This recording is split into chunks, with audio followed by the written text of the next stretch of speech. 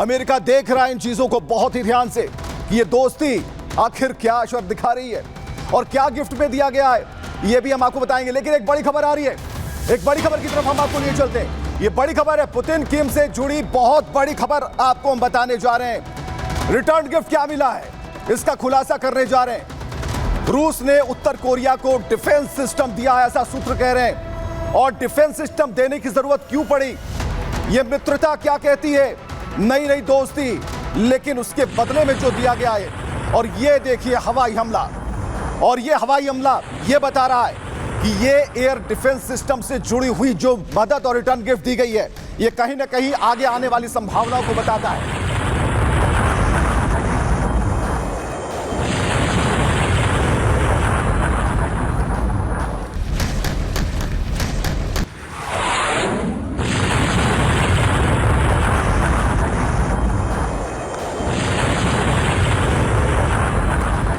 जानना बेहद जरूरी है, यह जानना बेहद जरूरी है कि S-400 आखिर इतना खतरनाक क्यों है। यह एक मिसाइल एयर डिफेंस सिस्टम है। सिस्टम में 4 अलग तरह की मिसाइलें तैनात होती हैं और सिस्टम में 2 अलग तरह के रडार लगाए गए हैं। रडार से 600 किलोमीटर तक का लक्ष्य आप भेज सकते हैं, पहचान कर सकते हैं। 400 किलोमीटर तक टारगेट हिट करने की क्षमता होती है। 30 किलोमीटर की ऊंचाई तक लक्ष्य को यह भेज सकता है और 5 मिनट के भीतर एक्टिव इसे किया जा सकता है, यानी बेहद कम समय में। क्रूज बैलिस्टिक मिसाइल को ध्वस्त करने की ताकत भी इसमें है और हमलावर जेट्स की पहचान और उन्हें गिरा के मारने की क्षमता है। यह 5वीं जनरेशन तक के विमानों को भी रोक सकता है। तो आप समझ सकते हैं इस 400 की ताकत क्या है और रिटर्न गिफ्ट आखिर क्यों दिया गया है। एक छोटी सी रिपोर्ट बताते हैं और पूरा लब्बो लुआब आपको समझ में आ जाएगा, यह रिटर्न गिफ्ट दिया क्यों गया है।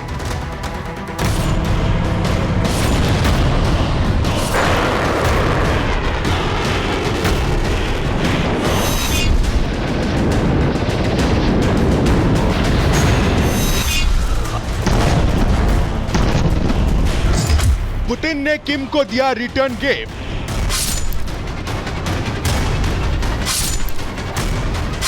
उत्तर कोरिया को रूस ने दिया S-400।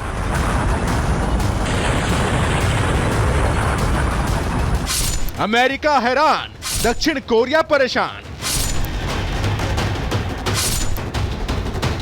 ट्रंप के आने से पहले ही किम का नया वॉर प्लान।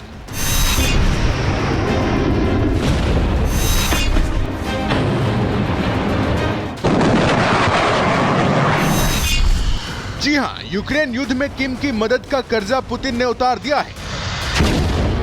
सूत्रों का दावा है कि रूस ने उत्तर कोरिया को S-400 एयर डिफेंस सिस्टम का रिटर्न गिफ्ट दिया है।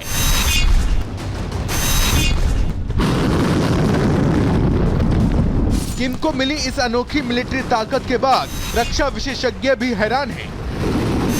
अमेरिका में सत्ता परिवर्तन होने वाला है। जनवरी में ट्रंप अमेरिका की कमान संभालेंगे। इसके बाद अचानक उत्तर कोरिया को S-400 की खेप मिलने से कई सवाल खड़े हो गए।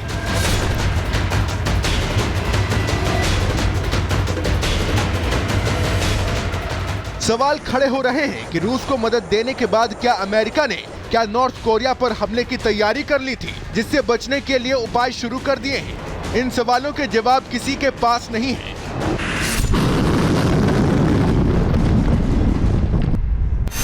आपको बता दें, रूस और उत्तर कोरिया के बीच रिश्ते काफी गहरे हैं। इसकी बानगी उस समय देखी गई जब यूक्रेन युद्ध में रूस की मदद के लिए उत्तर कोरियाई तानाशाह किम ने अपने हजारों सैनिकों को भेज दिया। दावा है किम के सैनिक रूस के कुर्स्क प्रांत में यूक्रेन के खिलाफ जंग लड़ रहे हैं। बताया जा रहा है कि अब पुतिन ने अपने दोस्त को मदद के बदले डिफेंस सिस्टम का उपहार दिया है।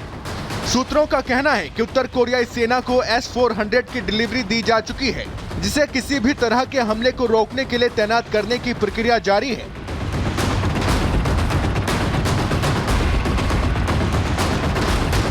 रूसी सेना का बनाया हुआ S-400 एयर डिफेंस सिस्टम दुनिया के बेहतरीन एयर डिफेंस सिस्टम में से एक माना जाता है, जिसकी डिमांड पूरी दुनिया में है। इस सिस्टम को हासिल करने के लिए यूक्रेन युद्ध के पहले से ही कई देश रूस के सामने लाइन लगाकर खड़े हैं।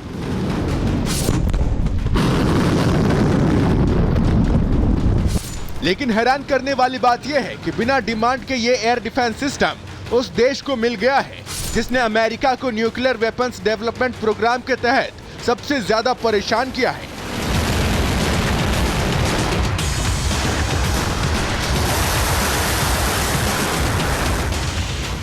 दुनिया के इस बेहद सटीक डिफेंस सिस्टम का होना किसी भी देश के लिए बहुत गर्व की बात है।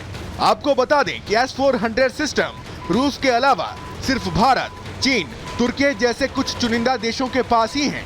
कहा जाता है कि अमेरिका भी इस सिस्टम का तोड़ नहीं निकाल पाया है। हमलावर विमानों और मिसाइलों को चंद मिनटों में ढेर करने की इसकी सटीक मारक क्षमता का जवाब अमेरिका के पास भी नहीं है।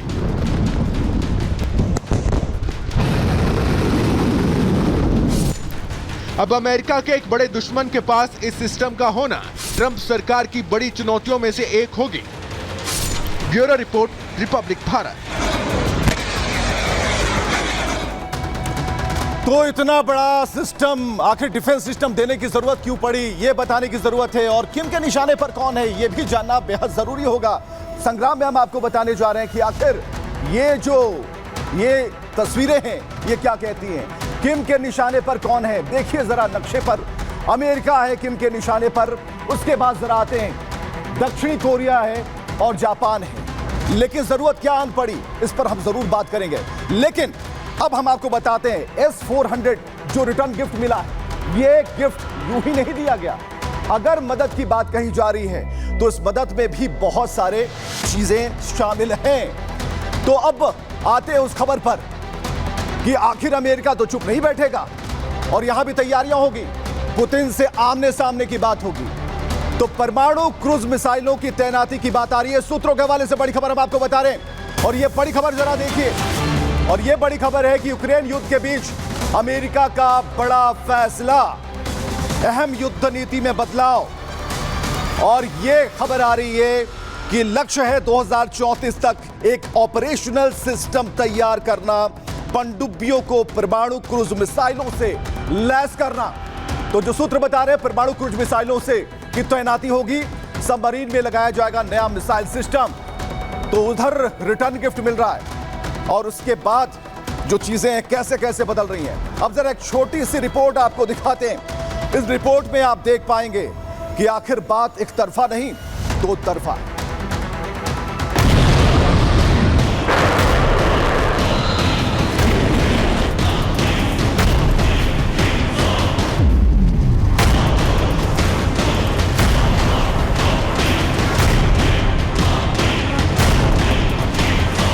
अमेरिका में जारी सत्ता परिवर्तन की हलचल के बीच बाइडेन प्रशासन ने अमेरिका की एक अहम युद्ध नीति में बदलाव किया है। अमेरिका ने अपनी पनडुब्बियों को परमाणु क्रूज मिसाइलों से लैस करने का फैसला किया है। रूस यूक्रेन युद्ध के बदलते समीकरण के बीच अमेरिका का यह फैसला काफी अहम है। करीब 30 साल बाद अमेरिका ने अपना यह प्रोजेक्ट फिर से शुरू किया है। अमेरिकी नौसेना ने समुद्र से छोड़े जाने वाली परमाणु क्रूज मिसाइल, जिसे मिलिट्री लैंग्वेज में SLCMN भी कहते हैं, उसके लिए नोटिफिकेशन जारी कर दिया है। अमेरिका का मकसद है अगले 3 साल में इस नए मिसाइल सिस्टम का प्रोटोटाइप तैयार कर लिया जाए, जो साल 2034 तक ऑपरेशनल हो जाए। बताया जा रहा है कि क्रूज मिसाइलों की तैनाती की टेस्टिंग का काम वर्जीनिया श्रेणी की पनडुब्बियों में किया जाएगा। इसके बाद दूसरे पनडुब्बियों में भी तैनात किया जाएगा। अमेरिका की इस मिसाइल सिस्टम की रेंज हजारों किलोमीटर तक हो सकती है। आपको बताएं कि कुछ खुफिया रिपोर्ट्स के मुताबिक अमेरिका ने 1980 के दशक में Tomahawk land attack missile के परमाणु संस्करण को अपनी पनडुब्बियों में तैनात किया था। इन मिसाइलों की मारक क्षमता लगभग 2500 किलोमीटर यानी लगभग 1550 मील थी। इन मिसाइलों को जहाजों और पनडुब्बियों दोनों पर तैनात किया गया था। अमेरिका में साल 1991 में जॉर्ज H.W. बुश के राष्ट्रपति रहते हुए सभी समुद्र आधारित सामरिक परमाणु हथियारों को वापस लेने की घोषणा की थी। इस घोषणा के कारण 1992 तक ऐसी सभी मिसाइलों को हटा दिया गया था। हालांकि अमेरिकन नेवी ने जरूरत पड़ने पर उन्हें फिर से पनडुब्बियों पर तैनात करने का विकल्प खुला रखा था। जबकि साल 2010 में ओबामा प्रशासन ने ऐसी सभी मिसाइल सिस्टम को बंद करने की सिफारिश की थी। हालांकि ट्रंप की पिछली सरकार ने साल 2018 की परमाणु हथियार नीति को फिर से रिव्यू करने के बाद समंदर में परमाणु क्रूज मिसाइलों की तैनाती की वकालत की थी।